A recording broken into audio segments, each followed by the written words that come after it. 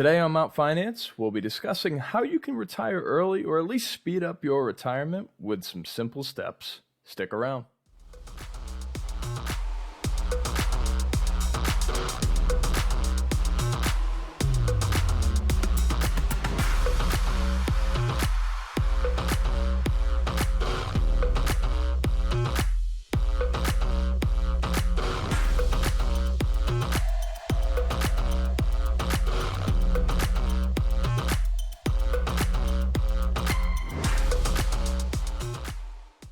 All right, welcome back, guys. I want to start off with a quick portfolio update.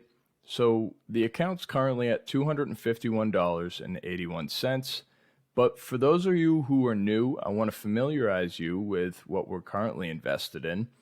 So starting off with the famed SCHD, and let's go down to VU. Those are our two ETFs. The rest are just our individual holdings that I've done a lot of research on, and these are my favorite dividend growth stocks right now. But I want to go over to this, what I think I'm going to call the accountability calendar. So this is for July. If you've been following the channel, you know we invest $10 a day. We started on July 19th. So for those 13 days, that's $130. We had to start with $100, and then we'll go over here to August. We invested another $20, so that's where we're currently sitting with this $251. But let's get into what we're going to talk about today with how you can retire early with some simple steps. And I created this checklist that I'm calling the compound effect checklist.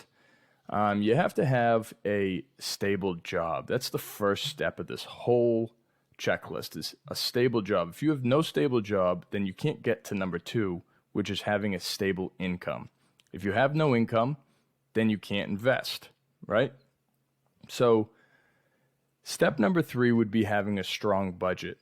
And the most important part is that you stick to it. So having a strong budget that you stick to. If you don't currently have a strong budget, I would refer you over here to this Dave Ramsey 7 baby steps. I think these are really good. If you can at least get through the first 2 steps, I think you're going to be in really good shape. I know people who are out of college, it's tough because you have so much debt. Number 2, it says pay off all debt except the house. So you guys really got to work hard to eliminate all of that excess debt. So step number 4 would be where we're at now, is buying dividend growth stocks, looking into companies, seeing their dividends grow, and investing in them. Oops. So after you buy these dividend stocks, you're going to reinvest all of your dividends. They're going to pay you these dividends. Some of them might be monthly, some of them might be quarterly. Once you get paid these, you're going to reinvest them. And that's what's going to start this compound effect that I'm talking about. So I want to go over, I created another slide as well right here, which is going to be the mentality that you have to keep these steps and keep that compound effect going. It's going to be starting off with no gambling, okay? And what I mean by no gambling, it's not just, oh, don't gamble on sports, you know. It's also in the stock market. A lot of people are talking about day trading and all that. Oh, you can make $400 in day trading. Guys, you're not going to make $400 in day trading, so stay away from that. No gambling. The second step would be knowing your risk tolerance. Okay, how much are you willing to lose? How much are you willing to put in?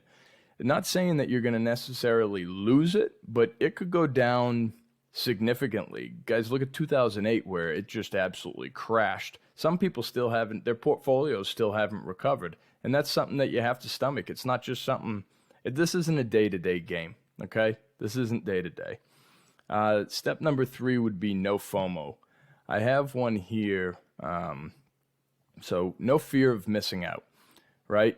And a good example of that would be NVIDIA. So NVIDIA back in, let's use February of 2023 as an example. It was at $210. So if your friend comes to you and says, hey man, I bought NVIDIA at $210. I got a real good deal. Well, yeah, you got a real good deal, back then, because now it's all the way up to 465.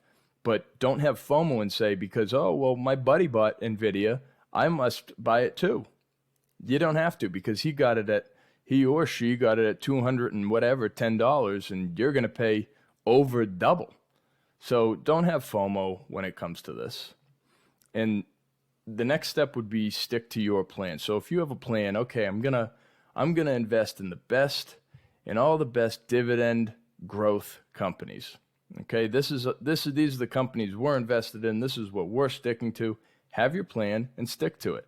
If you're gonna go with this budget here, have your plan and stick to it. That's what we're talking about. And the last step would be just being tough. You have to be mentally tough. Like I said, with all of these here, you got to say no to the day trading.